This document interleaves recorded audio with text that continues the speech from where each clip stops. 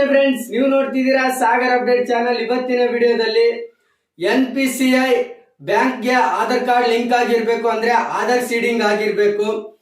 Aadhaar seeding ಆಗೋದ್ರಿಂದ ಅಂದ್ರೆ ನೀವು ಆಧಾರ್ ಸೀಡಿಂಗ್ ಬ್ಯಾಂಕ್ಗೆ ಆಧಾರ್ ಕಾರ್ಡ್ ಲಿಂಕ್ ಮಾಡಿಸೋದ್ರಿಂದ ಏನೆಲ್ಲ ಪ್ರಯೋಜನಗಳು ಇವೆ ಅಂತ ಈಗ ತಿಳಿಸ್ಕೊಡ್ತೀನಿ. ಮತ್ತೆ ಅದನ್ನ ಯಾವ ರೀತಿ ಆಧಾರ್ ಸೀಡಿಂಗ್ ನ ಮಾಡಿಸ್ಬೇಕು ಅಂತಾನು ಹೇಳ್ಕೊಡ್ತೀನಿ. ಈಗ ಫಸ್ಟ್ ಅದ್ರ ಲಾಭಗಳು ಏನಂತ ಹೇಳ್ತೀನಿ. ಈಗ ರೈತರು ಅಂದ್ರೆ ಈಗ ರೈತರಿಗೆ ಸಬ್ಸಿಡಿ ಹಣನು ಬೀಳುತ್ತೆ. ಮತ್ತೆ ಈಗ ಅದು ಸಬ್ಸಿಡಿ ಹಣ ಮತ್ತೆ ಸರ್ಕಾರದಿಂದ ಬೇರೆ ಎಲ್ಲ ಪ್ರಯೋಜನ ಪಡ್ಕೊಳ್ತಿರ್ತಾರೆ ಅಂದ್ರೆ ಅವ್ರಿಗೆ ಅಮೌಂಟ್ ಬೀಳುತ್ತೆ. ಈಗ NPCI ಬ್ಯಾಂಕಿಂಗ್ ಮೂಲಕ ಅಂದ್ರೆ ಈಗ ಆಧಾರ್ ಕಾರ್ಡ್ ಲಿಂಕ್ ಆಗಿದ್ರೆ ಮಾತ್ರ ಈಗ ಅವ್ರ ಮೊಬೈಲ್ ನಂಬರ್ಗೆ ಈಗ ಒಂದು ಮೆಸೇಜ್ ಬರುತ್ತೆ. ನಂತರ ಅದನ್ನ ಈಗ ಫೋನ್ ಮೂಲಕನೇ ತಿಳ್ಕೊಬಹುದು ಯಾವ್ಯಾವ ಅಮೌಂಟ್ ಬಿದ್ದಿದೇನೋ ಅಥವಾ ಬಿದ್ದಿಲ್ವಾ ಅಂತ. ಈಗ ಮಹಿಳೆಯರಿಗೆ ಈಗ ಪಿಂಚಣಿ ಅಮೌಂಟ್ ಪಡ್ಕೊಳ್ತಿರ್ತಾರೆ, ಮತ್ತೆ ಈಗ ಗೃಹಲಕ್ಷ್ಮಿ ಅಮೌಂಟ್ ಇರ್ತಾರೆ, ಮತ್ತೆ ಅನ್ನಭಾಗ್ಯ ಯೋಜನೆ ಅಮೌಂಟ್ ಪಡ್ಕೊಳ್ತಿರ್ತಾರೆ. ಈಗ ಅದೆಲ್ಲ ಬೆಳಿಬೇಕು ಅಂತಂದ್ರೆ ನಿಮ್ದು ಕಂಪಲ್ಸರಿ ಆಧಾರ್ ಸೀಡಿಂಗ್ ಅಂತಂದ್ರೆ ಈಗ ಬ್ಯಾಂಕ್ ಅಕೌಂಟ್ಗೆ ಆಧಾರ್ ಸೀಡಿಂಗ್ ಆಗಿರ್ಲೇಬೇಕು.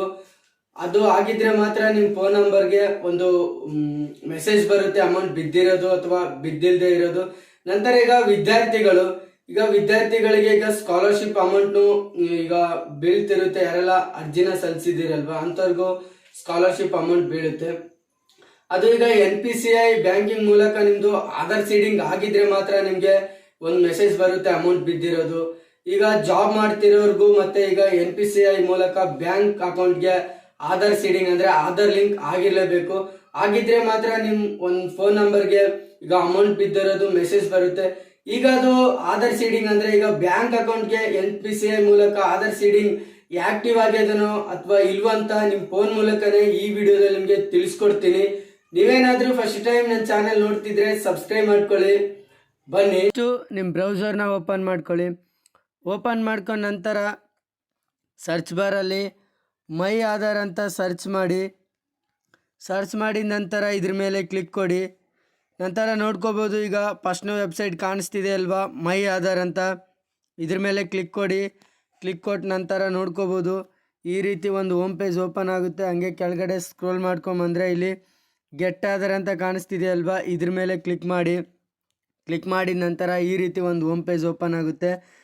ಇಲ್ಲಿ ಕೆಳಗಡೆ ನೋಡ್ಕೋಬೋದು ಇಲ್ಲಿ ಚೆಕ್ ಸ್ಟೇಟಸ್ ಅಂತ ಕಾಣಿಸ್ತಿದೆ ಅಲ್ವಾ, ಇದ್ರ ಮೇಲೆ ಕ್ಲಿಕ್ ಮಾಡಿ ನಂತರ ಈ ರೀತಿ ಒಂದು ಹೋಮ್ ಪೇಜ್ ಓಪನ್ ಆಗುತ್ತೆ. ಇಲ್ಲಿ ನನ್ನ ಆಧಾರ್ಗೆ ಸುಸ್ವಾಗತ ಅಂತ ಇಲ್ಲಿ ನೋಡ್ಕೊಳ್ಳಿ. ಇಲ್ಲಿ ಲಾಗಿನ್ ಅಂತ ಕಾಣಿಸ್ತಿದೆ ಅಲ್ವಾ, ಇದ್ರ ಮೇಲೆ ಕ್ಲಿಕ್ ಮಾಡಿದ ನಂತರ ಇಲ್ಲಿ ನಿಮ್ಮ ಆಧಾರ್ ಕಾರ್ಡ್ ನಂಬರು ಮತ್ತು ಎಂಟರ್ ಕ್ಯಾಪ್ಚನ್ ಹಾಕ್ಬಿಟ್ಟು ಇಲ್ಲಿ ಲಾಗಿನ್ ವಿತ್ OTP ಅಂತ ಇರುತ್ತಲ್ವ, ನಿಮ್ಮ ಆಧಾರ್ ಕಾರ್ಡ್ಗೆ ಯಾವ ನಂಬರ್ ಲಿಂಕ್ ಇರುತ್ತೆ ಅದಕ್ಕೆ OTP ಬರುತ್ತೆ. ಈಗ ನಾನು ತೋರಿಸ್ಕೊಡ್ತೀನಿ.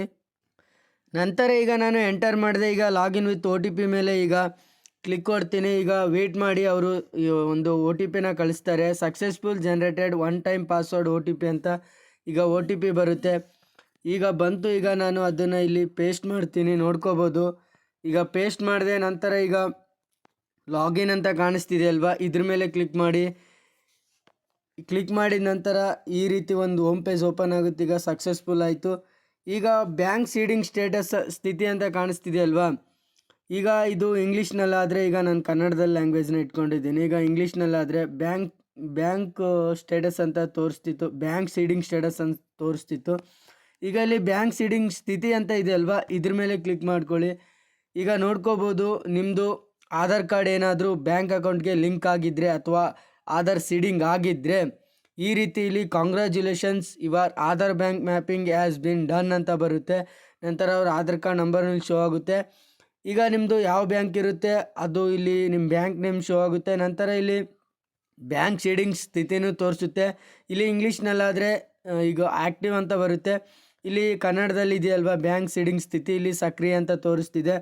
ಅವರು ಕೊನೆಯದಾಗಿ ಎಷ್ಟು ಡೇಟ್ಗೆ ಅಂದರೆ ಈಗ ಸೀಡಿಂಗ್ನ ಮಾಡಿಸಿದ್ದಾರೆ, ಬ್ಯಾಂಕ್ ಅಕೌಂಟ್ಗೆ ಆಧಾರ್ ಲಿಂಕ್ನ ಮಾಡಿಸಿದ್ದಾರೆ ಅಂತ ಇಲ್ಲಿ ತೋರಿಸುತ್ತೆ.